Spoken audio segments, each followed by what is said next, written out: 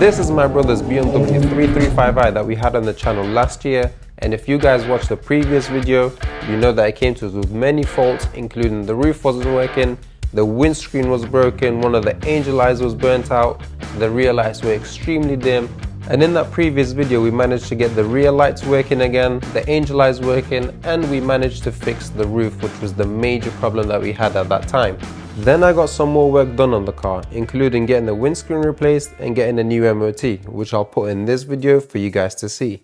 So the guys are here to fix our windscreen today, and then we can get it MOT'd. So the process starts with removing the weather strip around the windscreen, then they take off the wiper arms to get proper access to the bottom edge. After that, using a long cutting blade, they carefully cut through the old seal to free up the glass and remove the windscreen. Next, they prep the new windscreen by applying primer and giving it a quick clean. At the same time, they clean up the frame on the car where the new windscreen will sit. The suction cups are then positioned onto the new windscreen, which allows them to lift it up without having their fingers in the way. The weather strip is then fitted into the new glass and it's masked up ready for installation. They also apply primer on the car's frame, followed by a fresh bead of adhesive all the way around. Once it's done, the new windscreen is then lifted into place, carefully aligned to make sure it sits perfectly. Once they are happy with the way it's sat, after that the wiper arms are then reinstalled and the job is basically complete. I then went ahead and replaced the wiper blades the next day just to avoid any chance of scratching the brand new glass. And finally, it was time for a quick test. So we've just filled up, and now we're heading off to get our MOT so then we can get the car taxed. And the car passed with flying colours, so I decided to have some fun on the way home.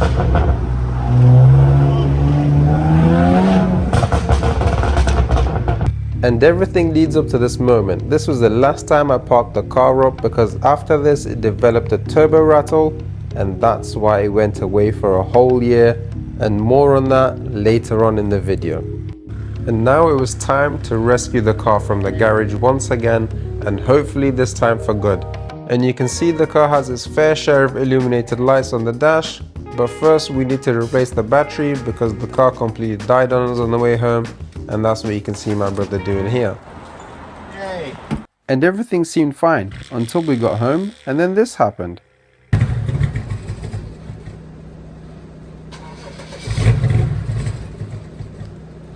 We are finally back, and hopefully this time for good, to fix this vehicle off of my brother. Unfortunately, the car did end up sitting at a garage for another year, which is very unfortunate, but life gets in the way sometimes. We all got a bit busy. The vehicle developed a turbo rattle, and on these vehicles, if that happens, it's extremely expensive and time consuming to get to. But after being sat for a year, it miraculously has disappeared, so hopefully that does not come back. But we did speak to one of our trusted friends who is a BMW specialist, and they did tell us that most of the times it can be a turbo boost leak. So we're gonna do a boost leak test on the whole car. We're gonna first plug it in, diagnose it, check what codes come up currently, and then we can solve them one by one. And yes, a lot has changed.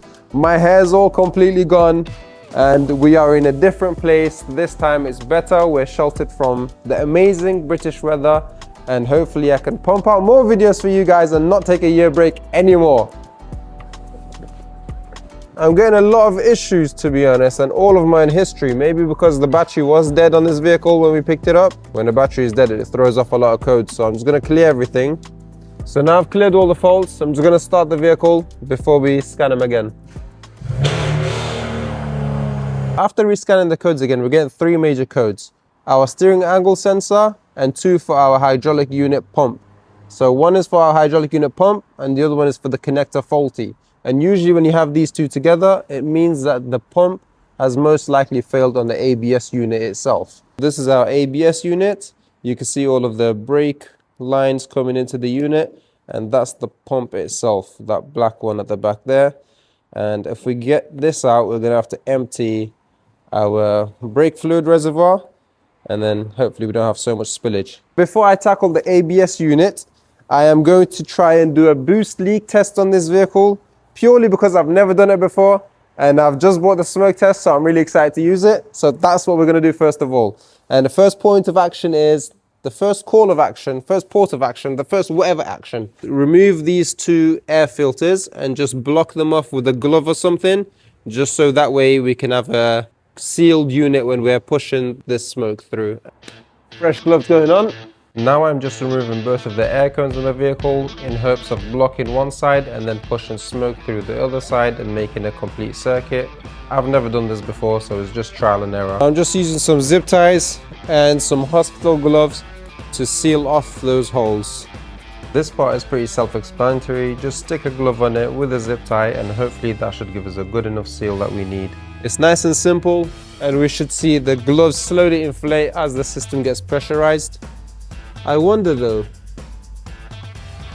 I'm going to block off this side and actually inject the smoke from this hole here. Hopefully that goes around the whole system and we should be able to see it. I was about to give you guys an unboxing of the smoke machine I bought, but then I realized I'm not an influencer and I'm going to showcase it in the car for you guys anyway. So this is all we have. I cannot tell you how hard it was to actually find baby oil in a house that doesn't have any more babies. Now I've got some baby oil. We're going to fill it up until the max line, and the smoke machine has this little handy glass on it that you can see the fill level. Then I just applied the hook and hooked it on the bonnet. So here we go, negative, and this is now positive one. Oh, it's working. Who told it to work? Oh, that's the smoke switch. So we'll let it work for a bit while I set this up. And all I'm doing here is just simply applying the tubing to the output of the smoke and then connecting that to this little inflatable thing that just seals itself into any tube that you put it in. But I want to see some smoke first, so let's get you guys closer. You can see we have the pump that's powered on. We're going to switch it on to smoke, and you can see I have fed this wire all the way to this tube here. So there we are, we're getting smoke now. So what I'm going to do is we're going to pop it inside that hole there, and then I am going to inflate it using this little ball. And you should start to see it getting bigger and seal off that hole. There we go. Perfect. So instantly we see it coming from somewhere. Oh God, okay, from down there. That's a puddle of smoke. I am loving this. Oh yeah. Oh yeah, okay, maybe I should turn it off and take off some of the scuttle panel, see if we can get to it. So it's coming right from the back there. Time to remove all the scuttle panel. Now I believe the scuttle panel is just held in with 4 screws, 2 on either side, but one side didn't have anything on, it was just a clip, and then there was 2 bolts holding this other side in, and then it was just time to disconnect both of the AUC sensors, one on the passenger and one on the driver's side. Then it was ready to come out. Wow, these are the cleanest filters I've ever seen. Let's run it again. Now it was simply time to do the same exact test again and see if we can get a better visual on where the leak is coming from. Okay, that's sealed itself in. Oh God. Okay, time to stop. Stop the smoke, stop the power, and let's see. Now it was very clear to see that it was one of the pipes from the oil catch can and it had just come undone, so it was time to get rid of everything and get a closer look, see what we could do. This is the pipe. Now you can see the pipe has an O-ring, so I just tried to push fit it back into its spot, and I tried much longer than this video shows, but it just would not go back in. That is so prone to coming out all the time. I have to show you something. So I got this little connector to put around that pipe, see if we can seal it. And can you see how they've sealed these with wood, the holes that we don't need? There's one also here for the turbo and another one for the turbo, and would you look at that, completely empty. And I've just been looking around, looks like a little corkscrew, probably shot it off, and there we are. 2 there.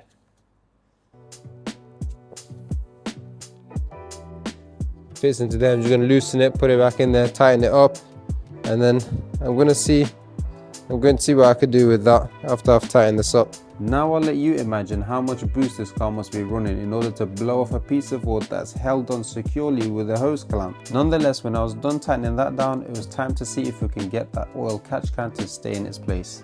So if you see there, I put the hose clamp on it where the seal usually sits. So I've just made it tighter around the seal. Hopefully we have a better connection there, and we're gonna smoke test it again. Okay, so smoke is entering the system. It's fully sealed from here. Okay, we're good here, but now I can see some smoke coming from there. Oh boy. Okay, it's from here. Now for the viewers with sharp eyes, you probably noticed that this is the other pipe of the oil catch can. So it already seems like this oil catch can has given us a lot of problems. And this pipe also has a little rubber seal on it that just push fits into place and keeps it tight and secure. So I was just testing my theory out here to see if I can wiggle it around and get it to get a better seal. That seems good enough for now. Anywhere else? Let's see. Can you see the glove starting to get filled up? Oh, it's literally a stream under here. Can you see? Okay, I wonder if I tighten this, oh, what will happen? Nothing. So I've just removed whatever that is. I think it's the blow-off valve. And you can see the seal was never sat properly. As you can see, it was bent inwards. When they've tightened it, it's snapped the seal. I wonder if we can get away with it like this or just replacing it. I am working on the car pretty late at night and I don't have a seal on hand that's the right size or diameter, and there's nowhere open to grab one, and I can't order anything right now, so I decided to make my own. I'm using an old oil filter rubber seal as a substitute. First I cut the original seal and the oil filter seal so I can measure the correct length, then trim it down to size. Once I've got the right fit, I apply a small drop of super glue to join the ends of the new makeshift seal and let that sit for about a minute or two, and just like that we have a functional temporary seal. Now for the moment of truth, let's test our makeshift seal out. And it's a little bit big, even though when you put it here it fits perfectly. Now the seal was sitting perfectly in its place, so I decided to put the clamp back on and give it a quick test fit. Nice and slow now. This is actually in the way. I'm going to move this. I had to unbolt the power steering oil reservoir because it wasn't letting it go at the right angle. We should have more space to fit this one. It quickly became apparent to me that the seal was just too thick, and no matter how much I forced it down, it just wouldn't sit. I'll be back. Okay, attempt number 2. I've just cut down half of it in hopes of making it a little bit thinner, and I might have made it a little bit too thin, but we shall see how it holds up, if it even fits. Come on, come on. And then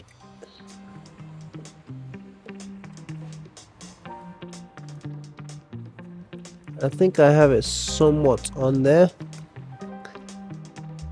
Let's see how this goes. I just want to smoke test it. I enjoy it, to be fair. The smoke test is really fun.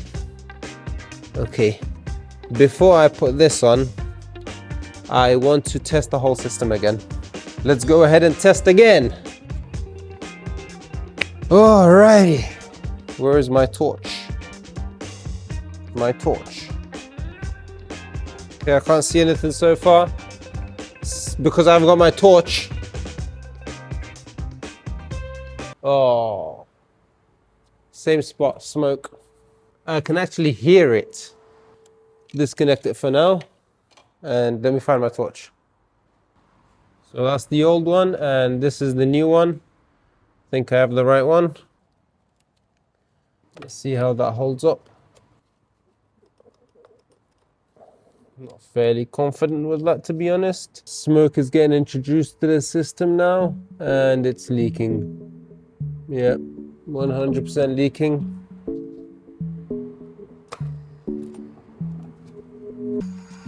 I replaced the seal with the exact same diameter and it yielded the exact same results. So I just tried a thicker diameter and this time it seemed like it was promising. That one feels a lot better going in. You know what? I could potentially put a zip tie on it here as well, just to hold it in place. But so far, that's good. I think I've done a pretty good job because now the leaks that I'm getting is from the glove itself. So the glove can't keep all that pressure in. If you have a look, the glove itself was actually leaking. This was completely fine. There's no smoke there. Let's just test it again. So we're going to put that back on. Smoke is on. There's no smoke around here at all. Before it's pillowing out here. So that's sorted. Dare I say it is all good, even here. All that pressure, it's almost blowing the glove off. And everything else seems to be perfect. I can't see any bit of smoke elsewhere, apart from the glove, of course. Turn the smoke off. That way it just clears the system. Did its job, that. Now, before I put any of those scuttle panels back on, the best thing to do is check the ABS. So I'm going to check the wire first of all, which I most likely know it isn't going to be a wire, because like I said, when those two faults come on together, it's usually the motor. So I've disconnected the ABS connector itself, and I'm going to test for positive and negative. Make sure that we have positive and negative here, which means that there shouldn't be any other reason why it's not working. So I just want to take that extra precaution before I actually take the module out and test the pump itself. I'm going to do that with this. I'm able to test any pins and it's going to tell me if there's positive, which with the red light, and negative with the green. So if I touch anything that's positive, it will give me a red light, as you can see there. So pin 32 and pin 1 should be positives. So I'm getting red there, and I'm getting red there as well. The wipers are only going off because I've disconnected the ABS module, and that's what happens weirdly. But so we have the 3 positives, which is our pin 32, pin 1, and pin 2. Pin 2 is for the motor, so it only gets power when the ignition is on. And then we have our negatives on this side and negative on this side. Negative, negative. So everything's good there. It's just the motor. We have 2 bolts, one at the back here and one at the front, that holds the module in its place. But before we do that, we have to unscrew all of these brake lines that go to it. But before we do that as well, we're going to have to drain all the brake fluid from here. I've borrowed my dad's whatever this is. This is pushing air? Yeah. Never use the petrol like this. Never to extract. To extract also has the chemicals. Never. Suitable for extracting lubricating oils. So he is right. It's a sucking machine. Now we had an oil extractor. It was just simply putting in a hose and then just extracting all of the brake fluid that we had in the reservoir. So now to crack all of these screws, and then the 2 just holding the ABS pump in, and hopefully we can just get this straight out. All that was left now was to crack all of the brake fluid lines that came into the ABS, and then one kept on leaking or filling back up, so I kept on using the extractor just to drain all of that excess brake fluid. God knows where those pipes go back on, but we have this extracted. And this is the part that I suspect has failed. It's on 4 tabs. That's holding the motor in. It usually gets pressed down by like a press to just push those tabs on and keep it in its place. So I'm gonna have to figure a way out to pry these up or even break them off. Then I can chip some back on with a chisel and hammer. I'm going to stuff some tissue in these holes just to stop any debris going inside after I've cleaned them out. I'm going to try and pry this up. I don't think I could pry it up. The only way is to cut it, I think. I don't really have a tool in mind to cut it with. The only thing I can think of is probably putting this attachment on the drill and trying to drill away at it, like grind it away. It seems like I am grinding it away slowly. Now that I had a glimmer of hope with a better tool, I just kept on grinding away at it until I was confident that it was weak enough for me to be able to break off.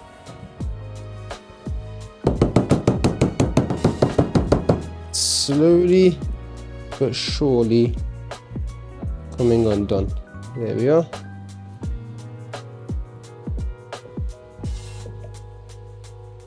And there's the motor. That's just the connector, the power for the motor. So what I'm going to do is give it 12 volts here, see if this motor actually spins or not. This is the motor. I'm going to use the same test pen to test it.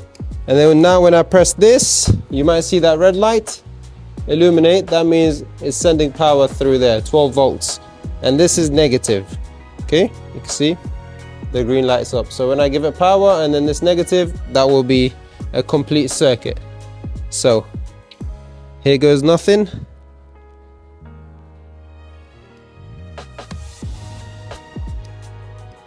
Doesn't work that way. Let's try out this way. Power, nothing spins. It doesn't work. Usually people hammer this. We're just going to go like this. You can see it's been hammered before actually.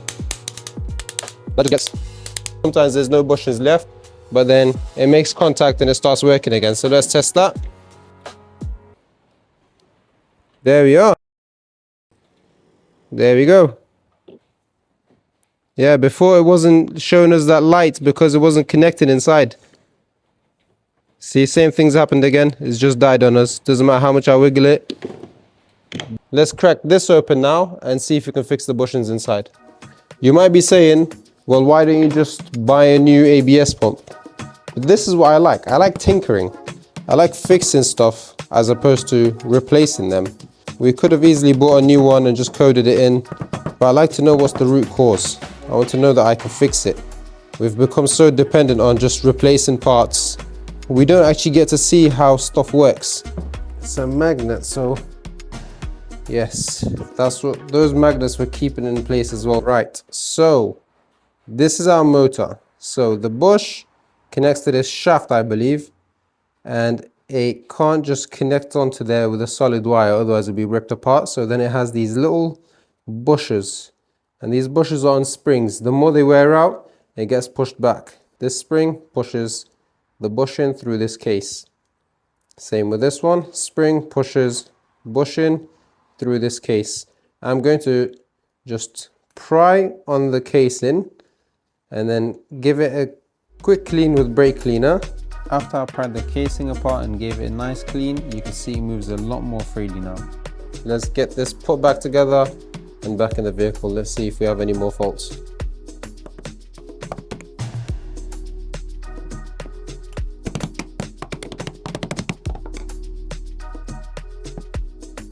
Now let's run the same test again. So we instantly have negative. Can you guys see that?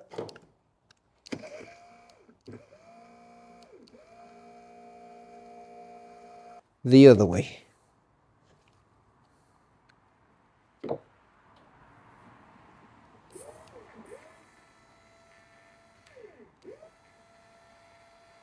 There we are.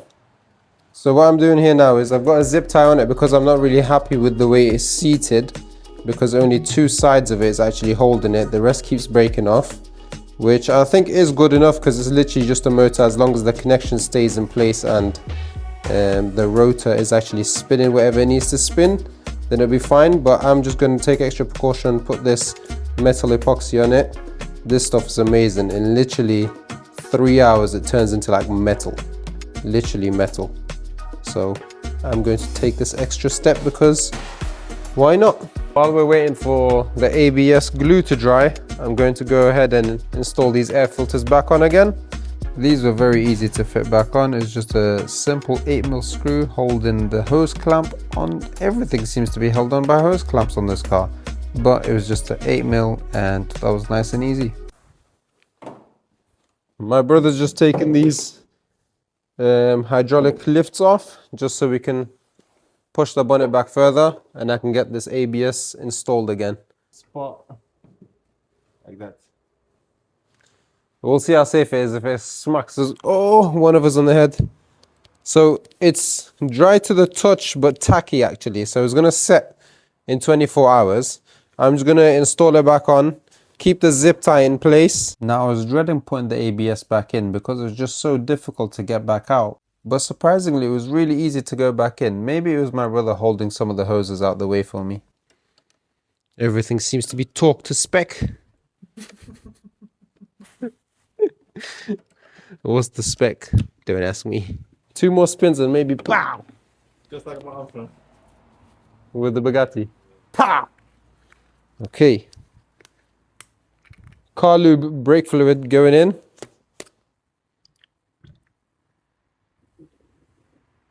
Probably should have put the filter back in, innit?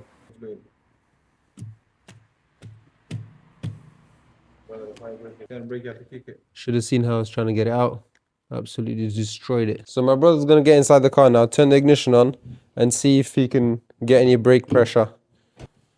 Okay, wait, that goes off because the ABS is not attached. Oh, my bad. Turn it off, the ABS is not attached.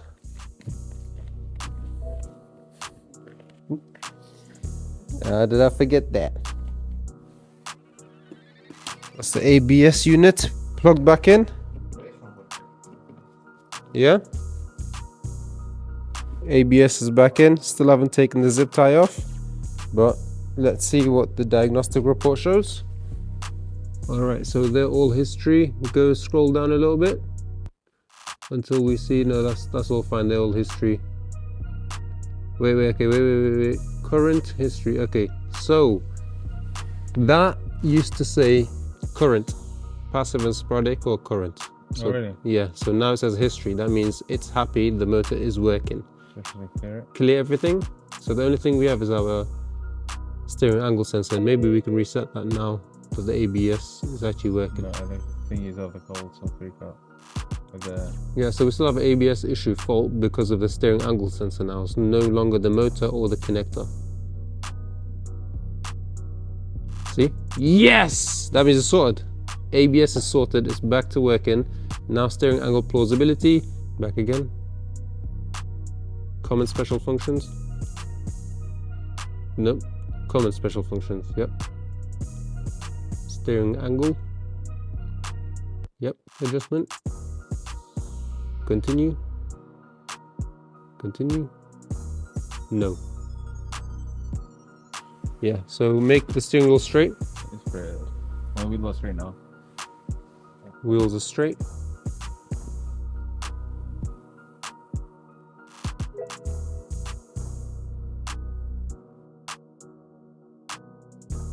Yes. Okay, back. Health report.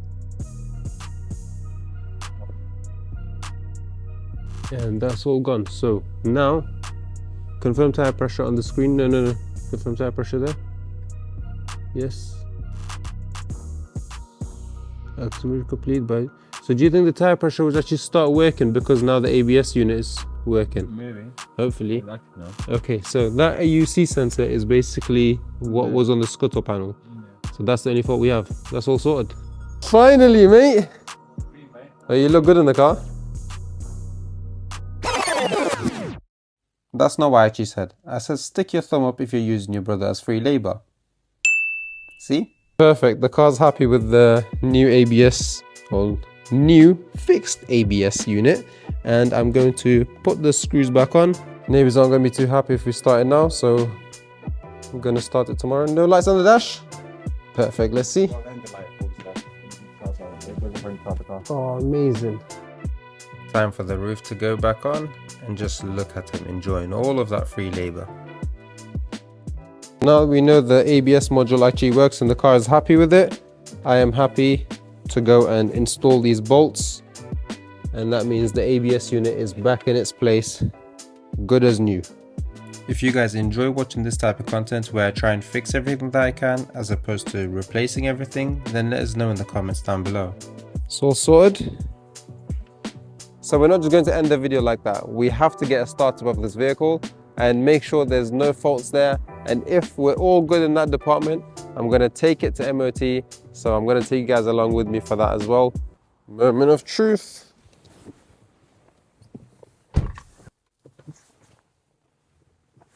Windows down, and Bismillah.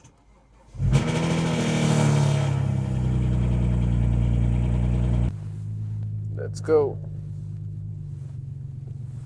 We've made it to the MOT station. Hopefully we can get it on the ramp as soon as possible and get it MOT'd and back on the road.